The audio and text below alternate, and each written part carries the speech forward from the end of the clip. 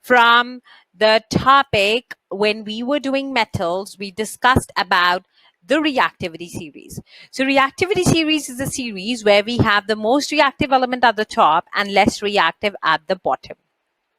Now, although there are just metals here, we have two non-metals. You can see we have hydrogen, we have carbon. Now, whenever we react metal with dilute acids, the metal is actually displacing the hydrogen. So all the metals which are above the reactivity series, then the hydrogen will react with dilute acids and they form salt and hydrogen. Similarly with water, all the metals which are above hydrogen will react to form metal hydroxides and hydrogen. And we will see the elements at the top will show the violent reaction. The elements in the middle will show slow and the very slow reactions.